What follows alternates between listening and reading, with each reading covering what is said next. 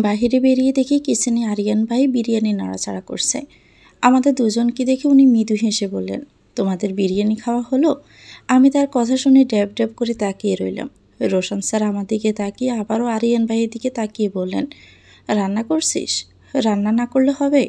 তোমরা তো অন্য বিরিয়ানি খাচ্ছিলে ভিতরে, আমার তো আর বিরিয়ানি খাওয়ার সুযোগ নেই, তাই এই বিরিয়ানি রক্ষা করছি। আরিয়ান ভাইয়ের কথা শুনে আমি বেশ লজ্জা পেলাম। কি অসভ্য কথা। উনি আমাকে বললেন, সারা তুমি দেখো তো, আমি আরিয়ানের সাথে কথা বলি। আচ্ছা। ওনারা দুজন সোফায় বসে গল্প করছেন। আমি বিরিয়ানি নামিয়ে রেখে চা করতে দিলাম। কান রয়েছে ওনাদের কথাবার্তা দিকে। আরিয়ান ভাই বলছেন, আমার ফোন নাম্বার ব্লক লিস্টে রেখেছিস কেন রোশন? আর ফোন তুলিস না কেন? না হলে সারা বুঝে যেত। আর আমি চাচ্ছিলাম না সারা নতুন করে এসব ভেবে কষ্ট পাক। আমি একটিবার সারার কাছে ক্ষমা চাওয়ার জন্য কথা বলতে চেয়েছিলাম। তুই দিলি না কেন? কি ভেবেছিলি আমি সারাকে কেড়ে নিব বা নতুন করে সারাকে পাওয়ার চেষ্টা করব? না, সেসব ব্যাপার না। আমি জানি সেসব ব্যাপারই। সারা কি এমন মেয়ে যে আমি চাইলে আমার কাছে আবার চলে আসবে? ভয় পাচ্ছিলি তাই না রোশান? মিথ্যে বলবো না, পাচ্ছিলাম। আমি কোনোভাবেই চাচ্ছিলাম না সারা তোর সাথে যোগাযোগ করুক। যদি পুরনো অনুভূতি জেগে ওঠে। অ্যাকচুয়ালি আমি সারাকে ছাড়া ভীষণ অসহায় আরিয়ান। আমি তোর সংসার ভাঙতাম না রোশান, কখনোই না। এমন ইচ্ছে আমার ছিল না। তবে সত্যি আজ অবাক হয়েছি। সারা চোখে আমি তোর জন্য যে ভালোবাসার ভয় দেখিয়েছি তা আমার জন্য কোনোদিনও দেখিনি। আমার জন্য ছিল জাস্ট ভালো লাগা, এর বাহিরে কিছু না। আমি ওর সাথে খারাপ ব্যবহার করেছিলাম তাই অনুতপ্ত। একটাবার ক্ষমা চাওয়ার জন্য কথা বলতে চাইছিলাম। বুঝলাম। তো ডেইজি কোথায়? সব মেয়ে তো সারার মতো ভালোবাসে না ভাই। আমি ভুল করেছিলাম। আমাকে নিঃস্ব করে অন্য একজনের সাথে পালিয়ে গেছে।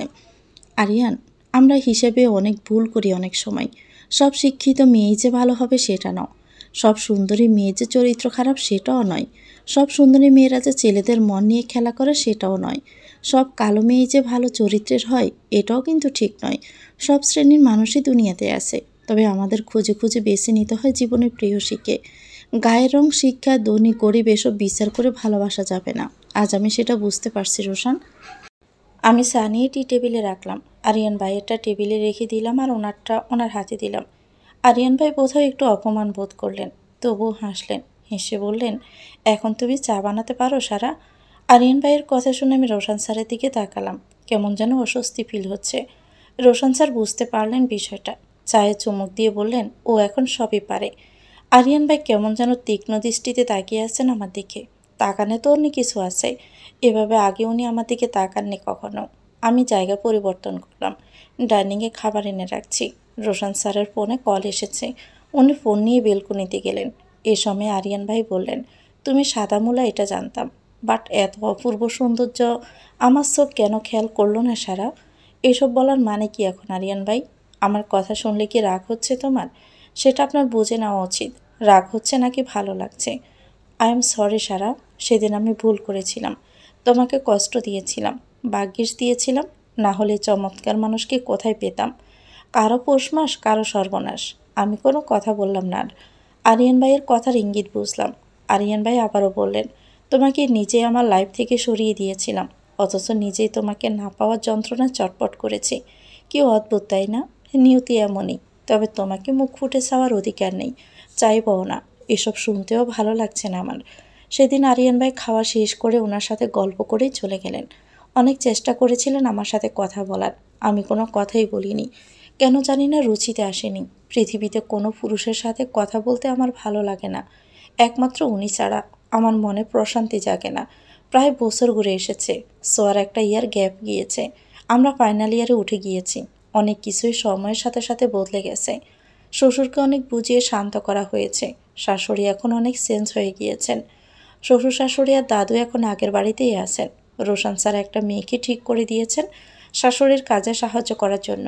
যদিও আমাদের সাথে থাকতে বলেছি, কিন্তু ওনারা বলছেন 2-4 বছর পর থেকে আমাদের সাথে থাকবেন। আমাদের একান্তের সময় কাটাতে দেওয়ার জন্য আমাদের সাথে এসে থাকছেন না। রোজই বৃহস্পতিবার বাড়িতে যাই আর শনিবার রাতে ফিরে আসি। শাশুড়িমা প্রায়শই তরির কাছে ফোন দেন এখন। তরি কথা বলে না। ফোনটা রিসিভ করে রোহানের কাছে ধরিয়ে দেয়। তরি এখন আর আগের মতো নেই, অনেক চেঞ্জ হয়ে গেছে। এখন আর দেখে বোঝা যায় না যে এটা সেই গ্রামের মেয়েটা।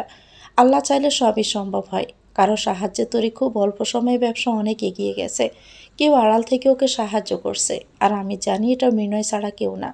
তরিকে সুন্দর জীবন দিতে মিনয় প্রথম কয়েকবার ওর আম্মুর থেকে অনলাইন বিজনেসের নামে টাকা নিয়ে সব গহনা কিনে নিয়েছে। ওর বাবাকে বলেছে সব বিক্রি হয়েছে। মিনয় অনলাইনে বিভিন্ন পেজে তরির গহনা নিয়ে পোস্ট দিয়েছে ফেক আইডি দিয়ে। বিভিন্ন দোকানে দিয়েছে, নিজেদের দোকানে রেখেছে। অনলাইনে বিভিন্ন মাধ্যমে যেভাবেই হোক তরির গহনা বিক্রি করে দিয়েছে। তবে জিনিস সুন্দর হলে, আল্লাহর সহায় হলে তাকে আর পিছন ফিরে তাকানো লাগে না। তরির গহনা সত্যি নজর কাড়ার মতো। খুব অল্প দিনই তরি বিজনেসে অনেক এগিয়ে গেছে। এখন দুজন মেয়েকে রেখেছে সাহায্যের জন্য। তরির গহনা একটা ব্র্যান্ড হয়ে গেছে। এত পরিমাণ অর্ডার থাকে, ওর নিজস্ব একটা শপের দরকার। কিন্তু তরি যখন জেনেছে এত কিছুর পিছনে মিনয়ের হাত, তরির মিনয়ের প্রতি কোনো অনুভূতি জেগেছে কিনা কেউ জানে না। তবে সিদ্ধান্ত নিয়েছে সে সারা জীবন মিনয়দের দোকানেই গহনা দিবে। তরির জন্য এখন মিনয়ের দোকানে ব্যবসায় অনেক উন্নতি হচ্ছে। এসব কারণে মিনয়ের বাবা তরির প্রতি আলাদা একটা টান কাজ করে। তরিকে অন্য চোখে দেখে এখন। ওনার কাছে তরি এখন ভীষণ প্রিয়। আজ তরিকে দেখেও তাই মনে হয়। মিনয়ের মতো ছেলের ভালোবাসা, ওর পারিবারিক ভালোবাসা, নিজের ব্যবসায় প্রচুর লাভ, সব মিলিয়ে তরির জীবন অন্য একটা জায়গায় গিয়ে ফুসিয়েছে। শুধু মিনয়কে অ্যাকসেপ্ট করলে জীবনে পূর্ণতা আসতো। এই তো কিছুদিন আগে তরি দাঁড়িয়েছিল রাস্তার পাশে। মিনয় ওখান দিয়ে যাচ্ছিল। তরির দিকে বড় একটা রজনীগন্ধার মালা ছড়ে মেরে বলল, এই যে মায়াবেনী, শাড়ি পরেছেন, খোপা করেছেন, অথচ খোপায় ফুল নেই। ফুল ছাড়া খোপা বড় বেমানান। তরি মালাটা ধরে ড্যাব ড্যাব করে তাকিয়ে বলল, এটা আপনার বউকে দিন যান। বউকেই তো দিলাম। আমি আপনার বউ কবে থেকে হলাম? অনেক আগেই। মনে মনে বিয়ে করে নিয়েছি আমি। এক সন্তানের মা আমি। ভুলে যান কেন? আমিও তো একটা মাত্র প্রেমিকেরই প্রেমিক। তোমাকেও তো সেটা বুঝতে হবে।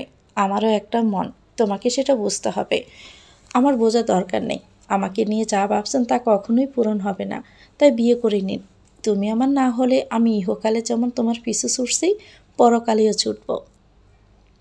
4 মাস পর বরদুপুরে তরি দাঁড়িয়ে আছে মেন রাস্তায়। রাস্তার ওপাশে রোহানের জন্য আইসক্রিম কিনতে যাবে। রাস্তায় প্রচণ্ড জ্যাম। অনেক সময় দাঁড়িয়ে থেকে অধৈর্য হয়ে পড়েছে। এদিকে মিনয় বারবার ফোন দিচ্ছে আর তরি কেটে দিচ্ছে। ইদানিং তরিও ভীষণ কষ্ট পাচ্ছে। এই যে মিনয়কে এতবার উপেক্ষা করার পরেও মিনয় তার পিছন ছাড়ছে না। তরির জীবনে এগিয়ে যাওয়ার পিছনে মিনয়ের অবদান অনেক। তরি কখনোই অস্বীকার করতে পারবে না। তাছাড়া মিনয়ের ভালোবাসাও উপেক্ষা করতে পারছে না। ইদানিং তরির প্রায় সময় মিনয়ের কথা ভেবে ভালো লাগে। মনের মাঝে অন্যরকম প্রশান্তি কাজ করে। মিনয় প্রায় তার জানালার পাশে এসে দাঁড়িয়ে থাকে। রোজ একটা করে রজনীগন্ধার মালা ছড়ে মারে। তরির সকল চাওয়া পাওয়া মিনয় তরির অজান্তেই পূর্ণ করে থাকে। তরি এসব বুঝেও মিনয়ের সাথে জড়াতে চাচ্ছে না। কেননা মিনয়ের মা বাবা বা আত্মীয়রা স্বজনে সহজে মেনে নিবে না। মানুষ অনেক কটূক্তি করবে। সমাজে একটা বাচ্চা সহ ডিভোর্সি মেয়েকে বিয়ে করলে সেই ছেলেকে অনেক কথা শুনতে হয়। তরি চাচ্ছে না মিনয় সেসব বাজে পরিস্থিতিতে পড়ুক। মিনয় জীবনে অনেক ভালো কিছু ডিজার্ভ করে, অনেক ভালো কিছু। তরি তার অভিশপ্ত জীবনটাকে মিনয়ের মতো ভালো ছেলেকে ব্যবহার করে নিজের জীবন আলোকিত করতে চাচ্ছে না। কিন্তু মন বড় বেপরোয়া। ইদানিং তরি নিজেকে কন্ট্রোলও করতে পারছে না। হুটহাট মিনয়ের কথা মনে পড়ছে। মিনয় সামনে এলে তার ভালো লাগে। গতরাতে মিনয় অনেক রিকোয়েস্ট করেছে তরি যেন তাকে একটা শার্ট কিনে দেয়। তরির হাতের কিছু একটা সে গায়ে জড়াতে চায়। তাহলে নাকি মনে হবে তরি তার সাথেই আছে। কী ভেবে তরির মনে হলো সে মিনয়ের জন্য একটা শার্ট কিনবে এবং নিজ হাতে দিবে। এসব ভেবেই তরির একটু লজ্জা করছে। তরি কয়েকটা দোকান ঘুরে ঘুরে মিনয়ের জন্য আকাশি রঙের একটা শার্ট কিনলো। শার্টটা আজ নিজ হাতেই দিবে। মনে মনে দারুণ খুশি লাগছে তরির। খুশি মনে রাস্তা ক্রস করতে গিয়ে হঠাৎই গাড়ি আসায় ধাক্কা লেগে গেল তরির। হাতে থাকা জিনিসপত্র সব ছড়িয়ে ছিটিয়ে মাটিতে পড়ে যায়। অ্যাক্সিডেন্টে রক্তাক্ত হয়ে মাটিতে পড়ে আছে তরি। সাথে সাথে মানুষজন সেখানে এগিয়ে এলো। তরিকে দ্রুত হসপিটালে নেওয়া হয়। কিন্তু তরির ফ্যামিলির লোকজনদের কাউকেই খুঁজে পাওয়া যাচ্ছে না। তখন কেউ একজন ওর ফোনটা বের করে। ফোনের লক থাকায় কারোর সাথে কেউ যোগাযোগও করতে পারল না। ফোনের ওয়ালপেপারে একটা বাচ্চা ছেলের ছবি শুধু। তরির তখন অবস্থা অনেক খারাপ। রক্ত দিতে হবে সেই মুহূর্তে তরির ফোনে মিনয়ের কল এলো। হসপিটাল থেকে কেউ একজন ফোনটা রিসিভ করে বলল, আপনি যেই হন না কেন দ্রুত হসপিটালে আসুন। যাকে ফোন দিয়েছেন তার অবস্থা ভালো নয়। মিনয় 10 মিনিটের মাঝে ছুটে এলো হসপিটালে। এসে তরির এমন অবস্থা দেখে দিশেহারা হয়ে যায়। একটা ছেলে মানুষ তবুও হাউমাউ করে কান্না জড়ে দিয়েছে। তরির হাত ধরে বারবার মায়াবিনী বলে বলে ডাকছে। হসপিটালের সকলের ধারণা মিনয় তরির স্বামী। নিজের স্বামী ছাড়া কেউ এইভাবে ভেঙে পড়ে না। তরির তখন হালকা জ্ঞান আছে। মিনয় তরির হাত শক্ত করে ধরে বলল, আমি তোমাকে আর চাইব না, তবু তুমি বেঁচে থাকো। তুমি আমার না হও তবুও তুমি নিজেকে এই বলে সান্ত্বনা দিব, দুজনে একসাথে নেই তবুও আমাদের আকাশটা তো এক, আমরা এক আকাশের নিচেই আছি। তুমি আমার না হও তবুও তুমি বেঁচে থাকো, সুস্থ থাকো। এতদিন এই ভেবে নিজেকে সান্ত্বনা দিতাম পৃথিবীর কোথাও না কোথাও তুমি আসো, একদিন দেখা হবেই। তুমি আসো এটাই আমার শান্তির কারণ। কোথাও আসো, কার সাথে আসো এটা ভেবে ক্ষোভ প্রকাশ করিনি। তোমার কিছু হলে আমি মারা যাব মায়াবিনী। তরি মিনয়ের হাতটা চেপে ধরে বলল, আপনি খুবই ভালো, আমি আপনার যোগ্য নই, আমাকে ক্ষমা করে দিন। অনেক ভাগ্য করে আপনার ভালোবাসা পেয়েছিলাম।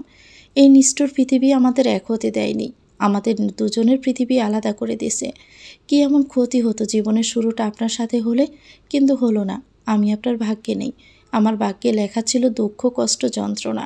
একটু ভালোবাসা পাওয়ার জন্য বিষণ্ণতায় জর্জরিত হয়েছি বহুবার, অথচ এই পৃথিবীতে আমার জন্য এক সমুদ্র ভালোবাসা নিয়ে কেউ অপেক্ষা করছিল। মিনয়, আপনার জন্য আমার কষ্ট হয় ভীষণ। আমি বেঁচে থাকবো কিনা জানি না, শার্টটা আপনার, আমি নিজে পছন্দ করেছি। আমার ছেলেকে দেখে রাখবেন প্লিজ, ওর বড় পাপ্পা আর নতুন আম্মার পাশাপাশি আপনিও খেয়াল রাখবেন। তরি করুণ সুরে কথাগুলো বলে চোখ বন্ধ করলো। মিনয় তখন কেমন উন্মাদের মতো আচরণ করছে। হসপিটালের মানুষ মিনয়কে আটকাতে পারছে না। আইসিইউতে রাখা হলো তরিকে। ততক্ষণে আমরাও খবর পেয়ে পৌঁছে গিয়েছি। মিনয় কেমন পাগলের মতো করছে হসপিটালে। বাহিরে আমরা সবাই অপেক্ষা করছি। তরি একটা ভালোবাসার নামক প্রাণ আমার কাছে। ওর জন্য এত যুদ্ধ করা আমার। ওর কিছু হলে আমি কি করব। হসপিটালের সোয়া, তন্ময়, দীপ, দাদু, শ্বশুর শাশুড়ি। আমি খেয়াল করলাম মুখে মাস্ক লাগিয়ে হসপিটালের বাহিরে দাঁড়িয়ে আছে ওশান। মাসখানেক আগের কথা, সেদিন ছিল শুক্রবার। অনেক দিন পর ও বাড়িতে ওশানের সাথে দেখা হয়েছিল। ওশান এতদিন জেল কেটেছে। ভীষণ অনুতপ্ত হওয়ায় রোশান স্যার জামিন করিয়ে এনেছেন। ওশান রোশান স্যার এবং আমার পা জড়িয়ে ধরে খুব কান্নাকাটি করছিল। নিজের পাপের জন্য ক্ষমা চেয়েছে, রোহানের জন্য ছটপট করেছে। একটা মানুষ যতই খারাপ হোক না কেন, পৃথিবী হিসেবে কখনো খারাপ হয় না। ওশানের রোহানের প্রতি ভালোবাসার কমতি নেই, তবে খারাপ জগতে প্রবেশ করে সন্তানের প্রতি যে দায়িত্বশীল হওয়া উচিত সেটা হয়ে উঠতে পারেনি। ওশানও আজ পরিবর্তন হয়েছে। সব সময় টুপি মাথায় থাকে, 5 ওয়াক্ত নামাজ আদায় করে, মাটির দিকে চোখ থাকে সারাক্ষণ, সারাক্ষণ তওবা পড়ে। সেদিন অনেক দিন পরে রোহানের সাথে দেখা হয়েছিল ওশানের। ছেলেকে জড়িয়ে ধরে হাউমাউ করে কেঁদেছে। সব মানুষই নিজের ভুল বুঝতে পারে, তবে সঠিক সময়ে বুঝে না বলেই জীবনে ভোগান্তি শেষ থাকে না। ওশানের অবস্থাও আজ সেম। ওশান সকলের হাতে পায়ে ধরেছে তরিকে ফিরিয়ে নিয়ে এসে দেওয়ার জন্য। দীর্ঘদিন তরিকে ছাড়া উপলব্ধি করতে পেরেছে তরি তার জীবনের খাঁটি সোনা ছিল, কিন্তু সঠিক সময় মূল্য দিতে পারেনি। তরিকে বলা ওশানের পক্ষে সম্ভব নয়। ওশান তরির সাথে অবিচার করার পরেও তরি যেমন ওশানের প্রতি ভক্তি আর ভালোবাসা ছিল, যেভাবে ওশানের সেবা যত্ন করত, তা কোনোদিন কোনো মেয়ে করবে না। ওশানের প্রতিটি সেকেন্ড তরির যন্ত্রণা কাটে। বারবার করে চাইছে যদি আরেকটা বার সুযোগ পেত তরির সাথে জীবন কাটানোর, তাহলে তরিকে জীবনের সবটা দিয়ে ভালোবেসে বুঝিয়ে দিত সেও ভালোবাসতে জানে। কিন্তু সব কিছু জীবনে দুবার পাওয়া যায় না, থাকতে মূল্য দিতে হয়, পরে আফসোসের শেষ থাকে না। ওশান অনেকভাবে তরির সাথে যোগাযোগ করতে চেয়েছে, কিন্তু তরি করেনি। তরির জীবনের একটা বাজে চ্যাপ্টার ছিল ওশান। তরি ভুলেও আর ওই ক্লোজ চ্যাপ্টারটা ওপেন করবে না আমি জানি। আমি ওশানের কাছে এগিয়ে গেলাম। ওশান সাহস পাচ্ছে না ভিতরে আসার, কেননা এখানে কেউ অ্যালাউ করবে না ওশানকে। আমি ওশানের কাছে গিয়ে বললাম, কেন এসেছে ওশান এখানে? ওশান দুচোখ দিয়ে পানি ছেড়ে বলল, প্লিজ সারা, কাউকে বলো না, আমি একটাবার ওর মুখটা দেখতে চাই। তুমি ভুলে গিয়েছ কিভাবে ওর হাত ধরে বাড়ি থেকে বের করে দিয়েছিলে। জীবন থেকে কি ওই বিষাক্ত চ্যাপ্টার কোনোভাবেই মোছা যাবে না সারা? তোমার কাছে তো অনেক কিছুরই সমাধান আছে সারা, পারবে না আমার জীবনের সমাধান করতে? ওশান, তোমাকে অনেক বুঝিয়েছিলাম আমি, তুমি বুঝোনি। আর যাই হোক, এখান থেকে চলে যাও সারা। আমি ভিতরে ভিতরে যে মানসিক শান্তি পাচ্ছি না, তা তো মৃত্যু যন্ত্রণার থেকেও বেশি। এভাবে বেঁচে থাকা যায় না। আমার তরিকে চাই সারা। জানতাম একদিন তোমার এমন হবে, কিন্তু আজ আর কিছু করার নেই। তুমি চাইলেও সেটা সম্ভব নয়, কারণ এটা শরীয়ত কর্তৃক সমর্থিত নয়। ও ভালো আছে তো? ওর কিছু হবে না তো? যে মেয়ে জীবনে এত যুদ্ধ সামলিয়েছে, নিশ্চয়ই আল্লাহ তাকে ভালো রাখবেন। ওশানের ওখান থেকে এসে করিডোরে বসলাম। রোশান স্যার রোহানের হাত ধরে দাঁড়িয়ে আছেন। সবাই একটাই অপেক্ষা আছে, তরি ভালো হবে তো? তরি দেওয়া শার্ট হাতে নিয়ে মিনয় বসে আছে হসপিটালে। কেমন ছন্ন ছাড়া উন্মাদ লাগছে দেখতে। চুলগুলো এলোমেলো, শার্টের বোতাম খোলা।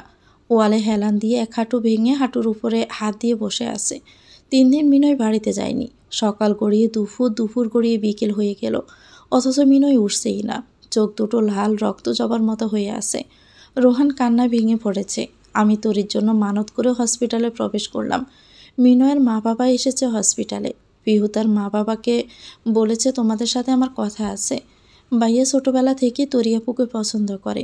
পরে আপুর বিয়ে হয়ে যায়, কিন্তু তরিয়াপু সেখানে ভালো থাকেনি, ডিভোর্স হয়ে যায়। আর এর পিছনে তরিয়াপুর কোনো দোষ নেই। তরিয়াপু অনেক ভালো একটা মেয়ে, জীবনযুদ্ধে শুধু হেরে গিয়েছে। ভাইয়া এখনও আপুকে অনেক ভালোবাসে। সমাজের অন্য মানুষের মতো তরিয়াপু ডিভোর্সি বলে তোমরা আপত্তি করো না, তাহলে ভাইয়াকে হারাতে হবে। তোমাদের ঘরেও একটা মেয়ে আছে। আর যদি আমারও কোনো কারণে ডিভোর্স হয়, তাহলে আমাকেও তো কেউ বিয়ে করতে চাইবে না। বাবা, ভাইয়াকে আমি ভীষণ ভালোবাসি। আমাদের তো কোনো কিছুর অভাব নেই। ভাইয়াকে তোমরা কোনো কিছুর অভাবে রাখোনি, তাই এই অভাবটাও রেখো না। যে অভাবে মানুষ থেকে মানসিক রোগী হয়ে যাবে আমার ভাইয়াটা। টাকা পয়সা ছাড়া মানুষ বাঁচতে পারে, কিন্তু ভালোবাসা ছাড়া কেউ বাঁচতে পারে না। ভাইয়া দীর্ঘদিন মানসিক অসুখে আছে, সুখের অসুখ তাড়া করে বেড়াচ্ছে। তোমরা প্লিজ তরিয়াপুকে মেনে নাও। তরিয়াপু সুস্থ হলে তোমরা তরিয়াপুর কাছে যাবে ভাইয়ার জন্য, আপুকে বোঝাবে ভাইয়াকে বিয়ে করার জন্য। তরিয়াপুর আগে শাশুড়ি খুবই খারাপ ছিল, মা বাবাও নেই, বোনেরাও কেউ কোনো খোঁজ খবর রাখেনি, ভালোবাসার মতো কেউ নেই ওর। প্লিজ আম্মু, বাবা, তোমরা আমাকে যে ভালোবাসা দিয়েছ, সেই ভালোবাসাটা তরিয়াপুকেও দিও। তরিয়াপুকে বুঝতে দিও না যে সব শাশুড়ি খারাপ হয়। আমার খুব কষ্ট হয় আপুর জন্য। ভাইয়ার জন্য আমরা হয়তো অনেক ভালো ফ্যামিলির শিক্ষিতা সুন্দরী মেয়ে আনতে পারবো, কিন্তু ভাইয়া তাতে সুখী হবে না। ভাইয়ের চোখে তরিয়াপুই বিশ্ব সুন্দরী, দ্বিতীয় কোনো নারীকে আর ভালো লাগবে না। তাছাড়া তরিয়াপু যে কোনো সুন্দরী আর শিক্ষিতা মেয়ে থেকেও কম নয়। তরিয়াপুর মন থেকে ভালোবাসা নামক জিনিস উঠে গেছে। তোমরা আপুর কাছে গিয়ে বোঝাবে জীবনে দ্বিতীয়বার মুভ অন করা যায়, সেটা হয় দারুণ আনন্দের। মিনয়ের বাবা এসে আমার সাথে কথা বলছেন। মিনয়ের মা মিনয়ের পাশে গিয়ে বসলেন। পৃথিবীতে সব মা খারাপ হয় না। মিনয়ের মা চমৎকার একজন মানুষ। ছেলের চোখের পানি মুছে দিয়ে কপালে চুমু দিয়ে বললেন, কি হয়েছে বাবু, তোমার এই অবস্থা কেন? মিনয় মায়ের বুকে মাথা গুজে হাউমাউ করে কেঁদে উঠল। যে ছেলেটা চঞ্চল, ডান পিঠে, ভালোবাসার জন্য সে ছেলেটাও আজ কাঁদছে। মিনয় কাঁদতে কাঁদতে বলল, আম্মু, তোমার পরে আমি যাকে ভালোবেসেছি সেই মেয়েটাই মৃত্যুর সাথে পাঞ্জা লড়ছে। আমি ওকে ভীষণ ভালোবাসি। ওর এই খারাপ অবস্থা একদমই আমি নিতে পারছি না। আমার নিঃশ্বাস আটকে আসছে। আমাকে এতদিন কেন বলনি বাবু? আমি আমার বৌমাকে আমার বাড়ি নিয়ে যেতাম। কেন শুধু শুধু এত কষ্ট পেয়েছ? সন্ধ্যার পরে তরির জ্ঞান ফিরে এসেছে। আইসিইউ থেকে বের করা হয়েছে। তরি রোহানের নাম ধরে ডাকছে। আইসিইউ থেকে বের করে বেডে শিফট করানো হয়েছে। রোহান তরির গলা জড়িয়ে ধরে কাঁদছে। ছেলেকে অজস্র চুমু দিয়ে বরিয়ে দিল তরি। ছেলে ছাড়া আর কেউ নেই তরির, যার জন্য মানসিক শান্তি আছে। সবাই তরির সাথে কথা বলছে। মিনয় অবাক চোখে তাকিয়ে আছে সবার ভিড়ে। রোশন স্যার বললেন, তরি, এতটা বেখেয়ালি তুমি কিভাবে হলে? আমরা সবাই কতটা চিন্তায় ছিলাম। আমার জীবনের কয়েকটা চাওয়ার মাঝে একটা চাওয়া ছিল তোমার সুস্থতা। তরির কপালে চুমু দিয়ে বললাম, বেবি, আই লাভ ইউ। তরি মৃদু হাসল। আমি রোশন স্যারকে পাকায় ডেকে নিয়ে বললাম, একটা কথা আছে। কি কথা? মানুষের বেড থেকে পাকায় আনলে বিশেষ কোনো সংবাদ আছে নাকি? হ্যাঁ। কি সেটা? মিনয়কে কেমন লাগে? ভালোই। আমি তরির বিয়ে দিতে চাই মিনয়ের সাথে। আমিও এই 3 দিন ধরে খেয়াল করলাম মিনয়ের পাগলামো। দেখুন, মানুষেরটা দেখে শিখুন। মানুষ আপনার মতো না। আমি কেমন? আপনি সারা রাত বাহিরে থাকেন, ঘরে বউ আছে, কেয়ারই করেন না। কেন বাহিরে থাকি জানতে পারবা? কি জানবো? সময় হোক, সময় হলে জানতে পারবা। কবে হবে সেই সময়? তোমার এমবিএ শেষ হলে। সে তো অনেক বছর। কোথায় অনেক বছর? তুমি তো বিবিএ ফাইনাল ইয়ারে। কয়েক মাস পরেই তো ফাইনাল পরীক্ষা। মোটামুটি 2 বছর ধরতে পারি। আমাদের চতুর্থ বিবাহবার্ষিকীতে দিব। মানে কি? হ্যাঁ, আমি বুড়ি হয়ে গেলে দিবেন? এমন কি জিনিস যে এত বছর লাগবে দিতে? বুড়ি হবে কেন? বিয়ে 2 বছর কেটে গিয়েছে, আর তো মাত্র কিছুদিন। এই 2 বছর ভাবতে ভাবতেই পাগল হয়ে যাব আমি। একে একে সবাই কথা বলা শেষ করে বেড পাকা করলো। নার্স তরিকে বলল, আপনার হাজব্যান্ড আপনাকে অনেক ভালোবাসে। যেভাবে ছুটোছুটি আর কান্নাকাটি করেছে, এমন মানুষ পাওয়া আসলে ভাগ্যের ব্যাপার। তরি সলসল চোখে মিনয়ের দিকে তাকিয়ে মিনয়কে কাছে ডাকলো। মিনয় বলল, কেমন আছো এখন? কেমন লাগছে? ভালো লাগছে না। সব ঠিক হয়ে যাবে। সব কিভাবে ঠিক হবে? যদি আপনি এমন করেন।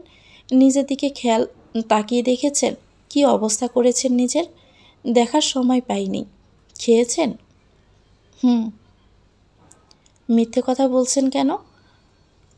তুমি 3 দিন না খেয়ে আইসিইউতে আসো, আর আমি কিভাবে খাবো বলো?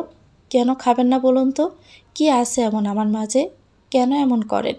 এসব প্রশ্ন করো না তো। আচ্ছা খেয়ে নিন। এখন তুমি না বললেও খাবো। আপনি এক্ষুনি বাসায় যাবেন। গিয়ে খেয়ে রেস্ট করুন। আমি কোথাও যাব না এখান থেকে। এমন করছেন কেন? যতদিন না আমার আম্মুর বৌমা হবে ততদিন আমি এমনই করব। আবারও এসব কথা? হুম, এসব কথাই। মিনয়ের মা বাবা তরির কাছে এসে বললেন, কেমন লাগছে মা এখন? জি ভালো। তোমাকে আর এবার ছাড়ছি না কিন্তু। আমার ছেলের জন্য তোমাকে নিয়েই যাব এবার। কেউ আটকাতেই পারবে না। শ্বশুর আর বৌমা দুজনে মিলে ব্যবসা করবে। আমি আর আমার ছেলে বসে বসে শুধু খাবো। আন্টি, এসব কি বলছেন আপনি? ঠিকই বলছি। আর কোনো বাহানা নয় মা। আমার একটা মাত্র ছেলে, তাকে আমরা সুখী দেখতে চাই। সাথে তোমাকেও সুখী দেখতে চাই, বুঝলে? তোরে মিনয়ের দিকে তাকিয়ে মৃদু হাসল। ভিতর থেকে হয়তোবা সিগন্যালটা এবার পেয়েই গেল। এভাবেই কেটে গেল আরও কিছুদিন। তোরই এখন সুস্থ। সবার সব কিছুই যেন সুন্দরভাবে চলছে। কোথাও কোনো ঝামেলা নেই। আমাদের ফাইনাল ইয়ারের পরীক্ষার ডেট দিয়ে দিয়েছে। তবে সোয়ার শারীরিক অবস্থা এখন ভালো নেই। হাই প্রেশার হয়েছে, প্রায় খিঁচুনি হচ্ছে। বাচ্চার মুভমেন্ট বন্ধ হয়ে যাচ্ছে।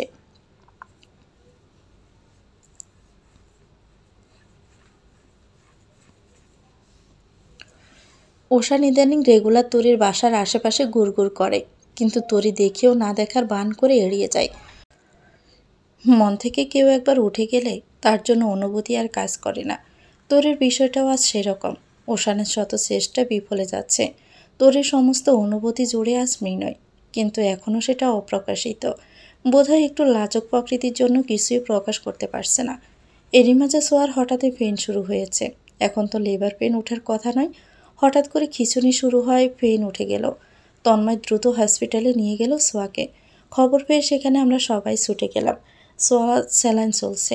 মা বাচ্চা উভয় বাঁচবে কিনা সন্দেহ। ডাক্তার এই মুহূর্তে কিছু বলতে পারছে না, আর প্রচুর টাকারও প্রয়োজন। তন্ময় সোয়াকে বাঁচাতে নিজের কিডনি দিতেও দুবার ভাবছে না। প্রয়োজনে সে কিডনি বিক্রি করে সোয়ার চিকিৎসা করবে, তাও সোয়াকে সুস্থ চাইছে। ডাক্তারকে বলে দিয়েছে যত টাকা লাগে লাগুক, সোয়ার চিকিৎসায় যেন কোনো ত্রুটি না হয়। সোয়ার অবস্থা খুব একটা ভালো নয়।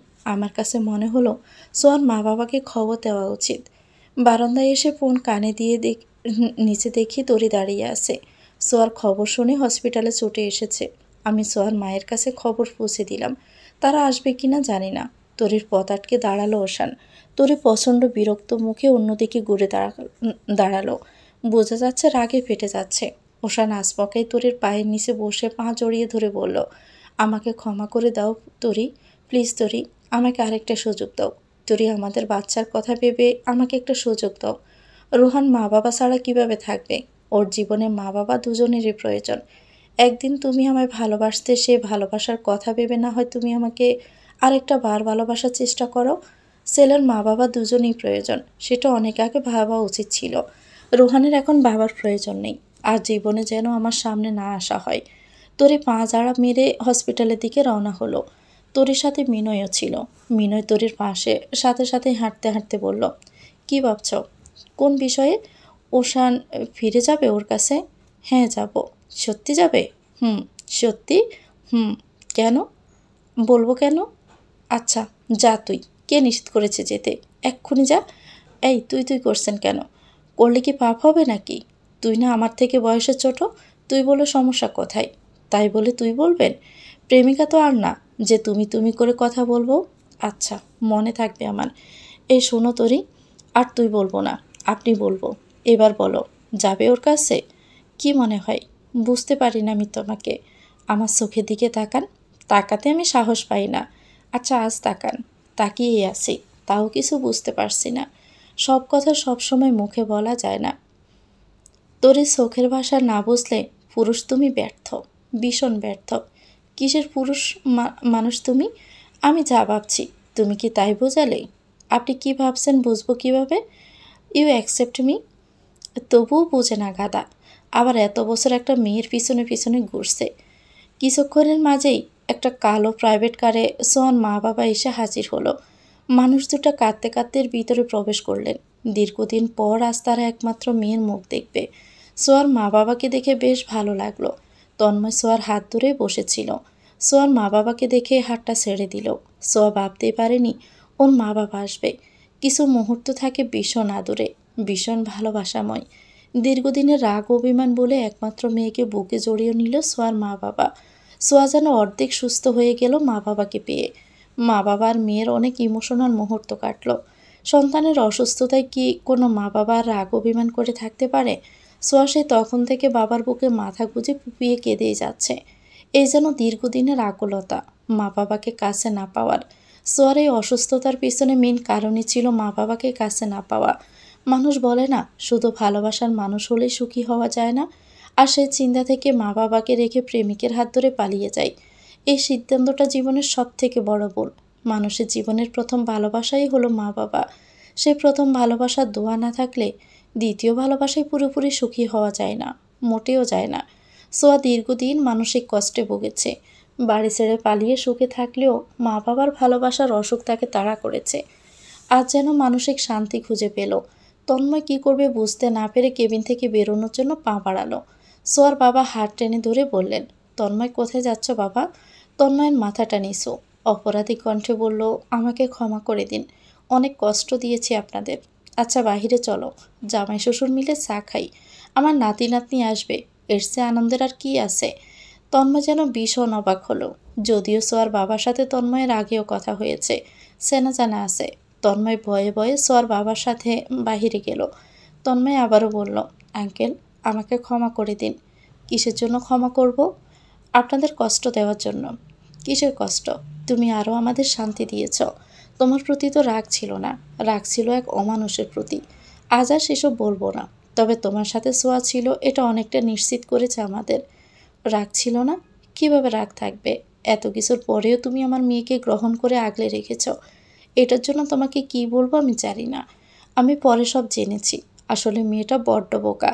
একবার পারতো না বাবার সাথে সব কিছু শেয়ার করতে? তাহলে কি এত কিছু পোহাতে হতো? বোকা মেয়েদের কপালে এমনই হয়। আঙ্কেল আমি অনেকবার ক্ষমা চাওয়ার জন্য ফোন দিয়ে কেটে দিয়েছি। আবারও আঙ্কেল? বাবা ডাকো আমাকে। আমার তো ছেলে নেই, তুমি আর সোয়াই আমার সব। আসলে আঙ্কেল আমি যে সিচুয়েশনে বিয়েটা করেছিলাম সেটা ছাড়া সোয়াকে বাঁচানো সম্ভব হতো না। তবুও নিজের কাছে অপরাধী আমি। আমার ব্যক্তিগত সাজেশন এটা কোনো মেয়েরই উচিত নয়। মা বাবার মত উপেক্ষা করে একটা ছেলের হাত ধরে পালিয়ে যাওয়া, এটা একটা বাবার হৃদয় ছিদ্র হয়, তীব্র ব্যথা হয়, যন্ত্রণা হয়। আপনার এই যন্ত্রণা আমি প্রতিটা মুহূর্তে অনুভব করেছি। তন্ময় পৃথিবীর সব ছেলে তোমার মতো নয়। আমার মেয়েকে আমার থেকে তুমিই বেশি ভালোবাসো। তাহা না হলে আমি যেখানে এত কিছুর পরেও আশ্রয় দেইনি সেখানে তুমি আমার মেয়ের দায়িত্ব নিয়েছ। আপনার থেকে বেশি ভালো আমি কোনোদিনও ভালোবাসতে পারবো না। সোয়ার বাবা তন্ময়ের মায়ের সাথে সালাম বিনিময় করে বিনয়ের সাথে কথা বললেন। দুটো পরিবারের মুখে হাসি ফুটে উঠল। সোয়ার প্রেশার কমেছে, সিজারের জন্য ওটিতে নেওয়া হলো। ঘণ্টাখানেক পরে ডাক্তার ফুটফুট একটা মেয়ে শিশু এনে তন্ময়ের কোলে তুলে দেয়। তন্ময় সোয়ার বাবার কোলে তুলে দিল। একে একে সবাই কোলে নিলেও আমি কোলে নিলাম। রোশান স্যারের দিকে তাকিয়ে বললাম, আপনার কি ইচ্ছে হয় না এমন একটা আদুরে বাবুর বাবা হতে? এমবিএটা শেষ হোক তোমার, আমাদের বেবি হবে কোনো এক নির্জন প্রহরের ভালোবাসায়। আমি আর ফ্যামিলি ট্রেনিং করব না, বুঝছেন? আমার একটা বেবি চাই। আল্লাহ দিলে হবে। সোয়ার বেবি হওয়া 10 দিন পরে সোয়ার বাবা বিশাল বড় একটা অনুষ্ঠান করলেন। তন্ময়কে শ্রেষ্ঠ জামাই বলে সবার সাথে পরিচয় করিয়ে দিলেন। চোখের সামনে যেন একটা সুন্দর সুখী পরিবার দেখতে পেলাম। এতদিনের কষ্ট তাদের আবার সার্থক হলো। আজ মিনয় আর তরির বিয়ে। মিনয়ের বহু প্রতীক্ষার প্রত্যাশিত দিন আজ। এই দিনটার জন্য মিনয় দীর্ঘদিন অপেক্ষা করেছে। দীর্ঘ প্রতীক্ষার হাসিতে ফল যে কত বেশি মধু তা মিনয়ের হাসি দেখেই বোঝা যাচ্ছে। যশোরের সব থেকে দামি কমিউনিটি সেন্টার ভাড়া করা হয়েছে। স্টেজে রানীর মতো সাজে বসে আছে তরি।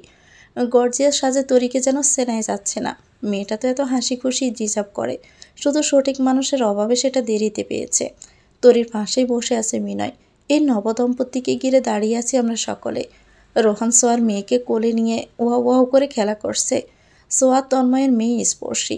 রোহান বারবার বলছে, তোকে আমি স্পর্শ করেছি স্পর্শী। রোহান তাকে খেপাচ্ছে আর হয়তো বোঝাচ্ছে না, তবে খিলখিল করে হাসছে। বাচ্চার হাসি শব্দের মধ্যে সুন্দরতম মিউজিক কি আর দুনিয়ার কোথাও আছে? ফটোগ্রাফার মিনয় আর তরির ছবি তুলছে। ফটোগ্রাফার বারবার ছবির বিভিন্ন পোজ দেখিয়ে দিচ্ছে। মিনয় বলল, আমি একটু আমার বউকে উঁচু করে ধরে ছবি তুলতে চাই। তরি বলল, মোটেও না, চিহ, মানুষের মাঝে এসব কি? আড়ালে যা করা তা তো করবই, মানুষের মাঝে খারাপ কিছু করব না। রোশন ভাইয়া কিন্তু তাকিয়ে আছেন। স্যার আমার দুলাভাই এখন, এখানে লজ্জা পাওয়ার কিছুই নেই। আমি ওনার চোখে হাত রেখে বললাম, নে মিনয়, উঁচু কর। মিনয় তরিকে উঁচু করে তুলে ধরল। তরির গলায় মিনয় থুতনি ঠেকিয়ে ছবি তুলল। দুজনের হাসি মাখা মুখশ্রীতে কি যে সুন্দর দেখাচ্ছে। তরি বলল, এবার আমাকে নামানোর অনুরোধ করছি প্রিয়। নামাবো বায়ামিনী? তার আগে সবার মাঝে একটা কথার উত্তর দাও। কি কথার? আগে বলো, এতদিন কেন আমাকে ঘুরালে? মানুষ সহজে কিছু পেয়ে গেলে তার মূল্য দিতে জানে না, তাই অনেক সাধনার পরে পেয়ে গেলে তার সঠিক মূল্যায়ন করতে জানে। মায়াবিনী, তুমি কি জানো, প্রথম ভালোবাসা কখনো ভুল হয় না। মানুষ ভুলতেও পারে না, সারা জীবনই মূল্য দিতে জানে। হুম, প্রথম ভালোবাসা যে সবসময় সঠিক মানুষের সাথে হয়, সত্যিকারের হয়, এটাও কিন্তু ভুল। কিছু কিছু সময় লাইফে আসা দ্বিতীয় ব্যক্তিটিও কিন্তু সত্যিকারের মানুষ হয়। আমি মুগ্ধ হয়ে তাকিয়ে আছি ওদের দিকে। দুটি মানুষের কাছে ভালোবাসা দুটো ব্যাখ্যাই আলাদা। কারো কাছে প্রথম প্রেম বিষাক্ত, কারো কাছে প্রথম প্রেম শুদ্ধ। তরিয়ের মিনয় বাস্তব জীবনের উদাহরণ।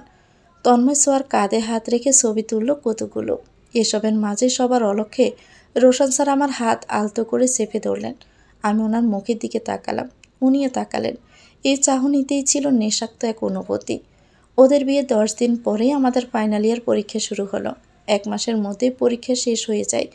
মিনয় আর তরির বিয়ে 2 মাস পরেই তরি আবারও অন্তঃসত্ত্বা হলো। বছর ঘুরতে না ঘুরতেই আবারও একটি ছেলে সন্তানের মা হলো তরি। রোহানের আরও একটি ভাই হলো। সবার জীবনের সব অশান্তি কেটে গেছে। ধীরে ধীরে সবাই যে যার লাইফের সন্তান নিয়ে ব্যস্ত হয়ে পড়েছে। এটা স্বাভাবিক হয়ই। তরির এখন বিশাল বড় বিজনেস। মিনয়দের ফ্যামিলি বিজনেস তরির হাত ধরে অনেক দূর এগিয়ে গেছে। সেই তরি আজ অনেক বেশি সুখী। এরপরে পিহুর বিয়ে হয়ে গেল। হয়তো দ্বীপের কখনো পিহুকে মনে ধরেছিল, কিন্তু বন্ধুত্ব নষ্ট হওয়ার ভয়ে বলা হয়ে ওঠেনি। কিছু ভালো লাগা একান্তই নিজের মনে থেকে যায়, কাউকে বলা হয়ে ওঠে না। একটা সাফা কষ্ট দিয়ে যায়। সবাই আজ যার যার জীবন নিয়ে বিজি। নিজেকে যেমন কেমন যেন একা একা লাগে, ভীষণ একা। সবার কোলেই বাচ্চা আছে, শত চেষ্টা করেও কোনোভাবেই কনসিভ করতে পারছি না আমি। সবার সময় কাটানোর জন্য ছোট্ট বেবি আছে, সারাদিন উনি বাহিরে থাকেন। আর আমি একা। এখন আর চাইলেও হুটহাট বন্ধুদের সাথে আড্ডা দিতে পারি না।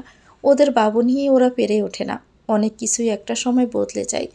MBA ফাইনাল পরীক্ষা শেষ করলাম। সব কিছুই বিষণ্ণ লাগে। বন্ধুদের সাথে আগের মতো আর কথা বলি না। উনি প্রায় জিনিসটা খেয়াল করেছেন আর আমাকে বলছেন, আমার সারাকে কিন্তু এমন বিষণ্ণ মানায় না। আমি সে চটপটে মেয়েটাকে চাই, যে মেয়েটা অন্যায় দেখলে প্রতিবাদ করত, কারো কষ্ট মুছে দেওয়ার জন্য যে কোনো ঝুঁকি নিতে প্রস্তুত ছিল, যাকে একটু আদর কম করলে রাগ দেখাতো, প্রচুর ঝগড়া করত। আমার সেই মেয়েটাকে চাই, বুঝলে? এই চোখে বিষণ্ণতা মানায় না। এই চোখ অগ্নিরূপেই দারুণ লাগে। এই মুখে মলিনতা মানায় না, মানায় খিলখিল করা হাসি। MBA রেজাল্টও দিয়ে দিয়েছে। সবাই ভালো রেজাল্ট নিয়েই পাশ করেছি। কথায় আছে, মানুষ পাপ করলে নিজ থেকে শাস্তি পেয়ে যায়। ভালোবাসার যন্ত্রণা থেকে বড় যন্ত্রণা পৃথিবীতে নেই। ওশান যে যন্ত্রণা পাচ্ছে এর চেয়ে মৃত্যু স্ত্রীও। শাশুড়ি আমাদের বাসায় বেড়াতে এসেছেন। ভীষণ মন খারাপ ওনার। যতই হোক, মা তো সন্তানের জন্য কষ্ট পাচ্ছেন। আমাকে অনুনয় করে বললেন, তুমি চাইলেই কিন্তু পারতে অনেক কিছুই ঠিক করতে। আমি দোষ দিব না তোমার, তবুও ওশান্ত নিজের ভুলটা বুঝতে পেরেছে। তবুও আর তোর জন্য ছেলেটা শেষ হয়ে যাচ্ছে। একটাবার সুযোগ দিলে মনে হয় ভুল শুধরাতে পারত। আমি কিছুই বললাম না। এসব নিয়ে কিছু বলার নেই। উনি বিগত 15 দিন ভীষণ ব্যস্ত আছেন। মাত্র 4 রাত বাসায় এসেছেন। এছাড়া দিনরাত বাসায় বসেন না। সেদিন সকালে ইউরিন টেস্টের পর থেকে ওই যে উনি বললেন আমি কিছুদিন বিজি থাকবো, সেই ব্যস্ততা আর হলো না। শরীরটা কেমন পুড়ে যাচ্ছে জ্বরে। সন্ধ্যায় একরাশ মন খারাপ নিয়ে দাঁড়িয়ে আছি বেলকনিতে। বিগত 1 বছরের প্রতি মাসে ইউরিন টেস্টের কোনো ফলাফল পজিটিভ আসেনি। এর জন্য দিন দিন কেমন একাকিত্ব অনুভব করছি আমি। কিছুই ভালো লাগে না। উনি প্রায় রাত করে করে বাসায় ফেরেন। আমার বেবি হয় না বলে কি আমায় কেয়ার করেন না? আমাকে উনি আর ভালোবাসেন না? বেবি না হওয়ার জন্য কি উনি বিরক্ত? এসবই কি আমার ব্যর্থতা? ভীষণ কষ্ট হচ্ছে। ওনাকে 7 দিন দেখিনি। আজ সকালে কথা হয়েছিল আর হয়নি। ফোন দিলেও রিসিভ করেননি। কেমন যেন মনে হচ্ছে এক্ষুনি প্রাণটা বেরিয়ে যাবে। সব ঝাপসা হয়ে আসছে। আমাদের কি আর দেখা হবে না? শ্যাব সুন্দর পুরুষ, আমি কি আপনার বুকে মাথা গুঁজে মরতেও পারবো না? এলোমেলো চুল, লাল টকটকে চোখ। জ্বরের মাত্রা ক্রমশই তীব্র হচ্ছে। চোখে সব ঝাপসা দেখতে পাচ্ছি। বেলকুনিতেই পড়ে রইলাম। কানে ভেসে আসছে ফোনের টুংটাং শব্দ, কিন্তু চোখ খোলার মতো শক্তি পাচ্ছি না। প্রায় 2 ঘন্টা ধরে ফোন বেজে চলছে। আমি প্রায় অচেতন হয়েই পড়ে আছি। এরই মাঝে হঠাৎ দুটো পুরুষালী হাত আমাকে পাজাকোলা করে তুলে নিয়ে বিছানায় শুইয়ে দিয়ে গালের কপালে হাত স্পর্শ করে আমাকে ডাকলো, এই সারা, সারা, ঘুমিয়ে গিয়েছ? উফ, এত জ্বর তোমার? শ্যামসুন্দর পুরুষ ছাড়া এত ব্যাকুল হয়ে কে আমায় ডাকবে? তার কণ্ঠ কানে স্পষ্ট ভেসে আসছে। তবুও চোখ খোলার বিন্দুমাত্র শক্তি পেলাম না। মানুষটা বারবার আমার গলা, কপাল, গালে হাত স্পর্শ করছে আর কেমন অস্থির হয়ে উঠছে। এত অবহেলার পরেও এত অস্থিরতা কেন শ্যামসুন্দর পুরুষ? আমার জন্য আপনার এখনও কষ্ট হয়? একবার তো ফিরেও তাকান না আপনি। এসব ভাবতে ভাবতে হঠাৎই ওনার ঠান্ডা শীতল ওষ্ঠের স্পর্শ কপালে নেমে এলো। ক্রমাগত সেই স্পর্শ পেয়ে যাচ্ছি। ওনার এই স্পর্শ আমাকে শক্তি জোগালো। ভালোবাসা পাওয়ার এত বেশি হয়, আমার সব অসুস্থতা যেন নিমিষেই কমে যায়। শরীরে দুর্বলতা থেকে গেলেও মনের দুর্বলতা যেন কাটে না। মনের শক্তি বড় শক্তি। মন সুস্থ থাকলে সবই সুস্থ। আমার এই অসুখের কারণ তার অবহেলা। সে কি বোঝে না? তার না থাকা আমাকে ভেঙে দেয়, দুমড়ে মুচড়ে দেয়, শক্তিহীন করে দেয়। আমার এই অসুস্থতার কারণ সে নিজেই। তার সামান্য একটু স্পর্শ পিপাসিত হৃদয়কে শীতল করে তুলল। আস্তে করে চোখ খুললাম। আমার দিকে তাকিয়ে বললেন, এক্ষুনি ডক্টরের কাছে নিতে হবে। এত জ্বর কখন এলো? বলে উনি ফোন হাতে নিতে গেলেন। আমি হাত টেনে ধরে ক্লান্ত কণ্ঠে বললাম, নিতে হবে না কোথাও, একটু পাশে বসুন, আমার খুব কষ্ট হচ্ছে। উনি ব্যাকুল হয়ে বললেন, কোথায় কষ্ট হচ্ছে তোমার? বলে কপালে হাত ছোঁয়ালেন। শরীরে নয়, হৃদয়ের ঠিক সেখানে, যেখানে রোশান সিদ্দিকী নামক হার্টবিটের বসবাস। যেখানে আমি আছি সেখানে তো কষ্ট হওয়ার কথা নয়, তাও তো হচ্ছে। তীব্র কষ্ট। কেন দিচ্ছেন আমাকে এত কষ্ট? তাহলে কি কষ্টের কারণ আমি সারা? হ্যাঁ আপনি। আমার সুখ যেমন আপনি, দুঃখ আপনি। আমি কষ্ট দিয়েছি তোমাকে? হ্যাঁ হ্যাঁ দিয়েছেন। আমাকে অবহেলা করেন আপনি, কষ্ট দেন। আমার যে বেবি হয় না এই জন্য আপনি আমাকে অবহেলা করেন। এটা কি আমার দোষ? তোমার বেবি হয় না মানে?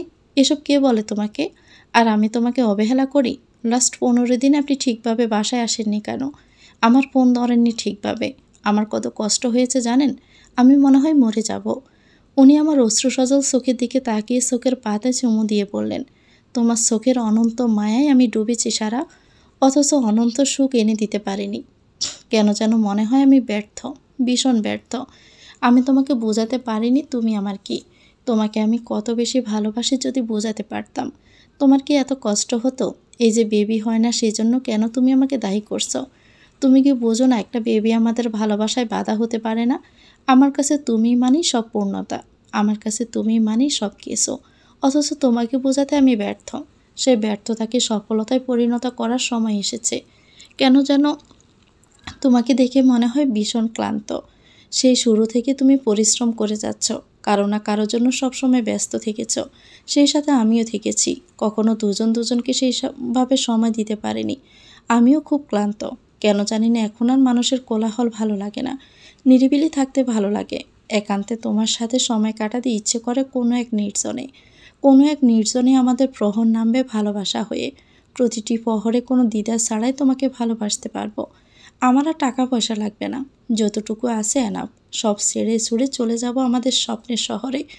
যাবে আমার সাথে কোনো এক নির্জন প্রহরে, যেখানে থাকবে আমাদের ছোট্ট একটা ঘর, সুন্দর একটা পদ্ম ফোটা জলাশয়, একটা লাল রঙা কৃষ্ণচূড়া গাছ, 12 মাসের শিউলিতলা ফুলে ফুলে বিছিয়ে থাকবে।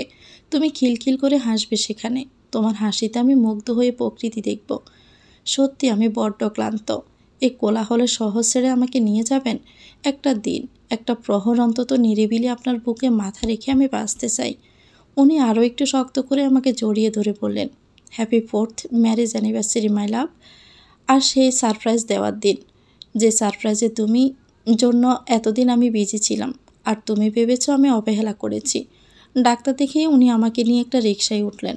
জ্বরে শরীর পুড়ে যাচ্ছে। জড়সড় হয়ে ওনার বুকে মাথা গুঁজে রইলাম। চাঁদনি রাত, হিম শীতল বাতাস, নিলিবিলি রাস্তায় চলছে রিকশা।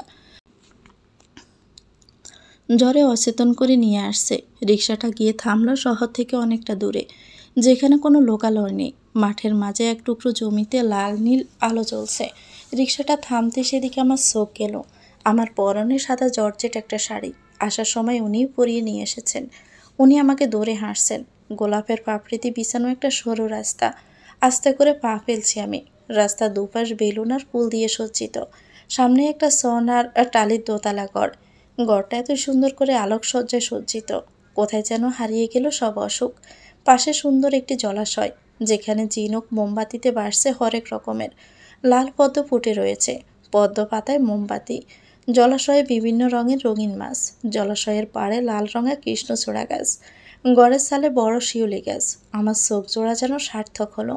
আমি কতটা মুগ্ধ হয়েছি তা হয়তো এই সুন্দর এক টুকরো জমির সৌন্দর্য বর্ণনা করে প্রকাশ করতে পারবো না। আমার ঠোঁটে হাসি দেখিয়ে বললেন, ভালো লাগছে? অনেক বেশি। একটু জলাশয়ে পা ভেজাবো? হুম, আজ নয়, অন্য একদিন। তোমার জ্বর এখন, আপনি আছেন না? আমার মেডিসিন, আমার কিচ্ছু হবে না। তাহলে বেশিক্ষণ না কিন্তু। আচ্ছা। ওনার সাথে জলাশয়ের পানিতে পা ভেজালাম। চারটাও জলাশয়ের মাঝ বরাবর এখন। জলাশয়ে পা ভিজিয়ে ওনার কাঁধে মাথা রেখে যেন পৃথিবীর শ্রেষ্ঠ সুখ অনুভব করছি। হঠাৎই চোখ গেল ঘরের সামনে। সেখানে লেখা আছে একটি নির্জন প্রহর চাই। নামটা এত সুন্দর দেখে চোখ মুখ আনন্দে চকচক করে উঠল। নামটা একটু বেশি সুন্দর না? আমরা তো এমন কিছুই চাচ্ছিলাম, একটা নির্জন প্রহর চাচ্ছিলাম, যেখানে দুজনে একান্তে সময় কাটাতে পারবো। আস্তে করে ডাকলাম ওনাকে, শ্যামসুন্দর পুরুষ। এসব কবে করলেন? 3 বছর ধরে। এতদিন লাগলো সামান্য এইটুকু কাজ করতে? গাছ বড় হতে সময় লেগেছে, আর আমি তো কোনো মিস্ত্রি দিয়ে এই কাজ করাইনি। আপনি কি গড়ামি করে গড়টা বানালেন? এটা তো ইট পাথরের গড় না, তবে একজন সনের গড় করা মিস্ত্রির সাহায্য নিয়েছিলাম। তার সাথে নিজে হাতে গড় বেঁধেছি, খুব যত্ন করে করেছি। এজন্যই কি ব্যস্ত ছিলেন? জি ম্যাডাম। তাহলে আমাকে বলেননি কেন? বললে কি আর সারপ্রাইজ হতো? এত ভালোবাসেন কিভাবে? সেটা বলতে মানা। আমিও আপনাকে ভীষণ ভালোবাসি জানেন। আমি জানি, বাট এই শ্যামবর্ণ মানুষকে এত ভালোবাসা হয় কেন? আপনার এই শ্যামলা শ্যামলা বরণই ভালোবাসার কারণ। হঠাৎই তীব্র জ্বর এলো, কাঁপুনি দিচ্ছে খুব বেশি। ওনাকে শক্তভাবে জড়িয়ে ধরলাম। উনি কোলে তুলে ঘরের ভিতরে নিয়ে গেলেন। বিছানায় শুয়ে গায়ে কম্বল টেনে দিলেন। তবুও ঠান্ডা যাচ্ছে না। উনি আমার হাতের তালু ঘষে গরম করার চেষ্টা করছেন। প্রচণ্ড জ্বরের গোড়ে ওনার উষ্ণ ছোঁয়ায় ওনাকে আলিঙ্গন করলাম। উনিও মাদকের নেশার মতো আসক্ত হয়ে আমাকে কাছে টেনে নিলেন। আদর আর ভালোবাসার ছোঁয়ার ছন্দে আনন্দে একটি নির্জন প্রহর সাক্ষী হলো আরও একটি মধুচন্দ্রিমার রাত। 2 মাস পরে নিজের ভিতরে নতুন কিছু আবিষ্কার করলাম। নিজের শারীরিক অনেক পরিবর্তন। তবে কি মন যা বলছে তাই। খুশি পনির ড্রেসিং টেবিলের সামনে বসে সাজতে শুরু করলাম। বাহিরে ঝুমঝুম করে বৃষ্টি হচ্ছে। উনি বৃষ্টিতে ভিজে আধভেজা অবস্থায় গায়ের শার্ট থেকে পানি ঝাড়তে ঝাড়তে আমার দিকে তাকালেন। আমাকে দেখে বুবুন বুলানো হাসি দিলেন। এই হাসিতেই তো আমি সব ভুলে যাই। আমার পিছনে দাঁড়িয়ে গাড়ে থুতনি ঠেকিয়ে হাত দুটো কোমরে নামিয়ে আনলেন। উন্মুক্ত কোমরে ওনার হাতের স্পর্শ আমাকে কাঁপিয়ে তুলল। আজও ওনার স্পর্শ আমাকে কেমন লজ্জা দেয়, ভীষণ লজ্জা। উনি গাড়ে চুমু দিয়ে বললেন, এত খুশি লাগছে কেন আজ তোমাকে? একটু উঁচু হয়ে ওনার কানে ঠোঁট ছুঁয়ে বললাম, সম্ভবত আপনি বাবা হতে যাচ্ছেন। মানুষটা যেন পুরোপুরি থমকে গেল। কতক্ষণ যে আমাকে জড়িয়ে ধরে রইল তার কোনো ঠিক নেই। 2 বছর কেটে গিয়েছে। আমাদের টুইন বেবি আরশের জন্মদিন, যেদিন আমাদের জীবনের সব থেকে বেশি হাসি খুশির কোনো দিন থাকে। সেদিন নির্জন প্রহরে গিয়ে সেলিব্রেট করি। আজ ওদের জন্মদিন ওখানেই পালিত হচ্ছে। তন্ময় আজ বিসিএস ক্যাডার, কাস্টম অফিসার হয়েছে। সোয়ার সাথে অনেক ভালো আছে। তরি মিনয় আজ অনেক সুখে আছে। তরিয়াস একজন সফল উদ্যোক্তা। সেই সাথে ভালো আছি আমরা। আমার মা বাবা আপু দাদু, ওনার দাদু শ্বশুর শাশুড়ি, তরি মিনয়, সোয়া তন্ময় দীপ সবাই উপস্থিত আছে। আজ অনেক দিন পর সবাই এক জায়গায়। অনেক দিন পর সেই পুরনো আড্ডায় জমে উঠল রোশন স্যারের নিজ হাতে তৈরি নির্জন প্রহরে। এক প্রেমে বন্দী হলাম আমরা। হাজারো স্মৃতি নিয়ে একটা অ্যালবাম তৈরি করলাম। সত্যি বলতে জীবনে যদি উনি না আসতেন তাহলে এত সুখ আর শান্তি পেতাম না। জীবন কত সুন্দর উপলব্ধিই করতে পারতাম না। ওনার জন্যই জীবনে এত সুখ। একজন শ্যামসুন্দর পুরুষ কতটা ভালোবাসতে পারে তা আমি ছাড়া কেউ জানে না। এমন একজন শ্যামসুন্দর পুরুষ সবার জীবনেই আসুক, এভাবে একটা মেয়ে জীবন আলোকিত করুক। তো ভিউয়ার্স, গল্পটির নাম হচ্ছে একটি নির্জন প্রহর চাই। এটা গল্পের শেষ অংশ। গল্পটি কেমন লেগেছে কমেন্ট করে জানাবেন। ভালো লেগে থাকলে একটি লাইক দিয়ে দিবেন, চ্যানেলটিকে সাবস্ক্রাইব করে আমাদের সাথে থাকবেন। আল্লাহ হাফেজ, আসসালামু আলাইকুম।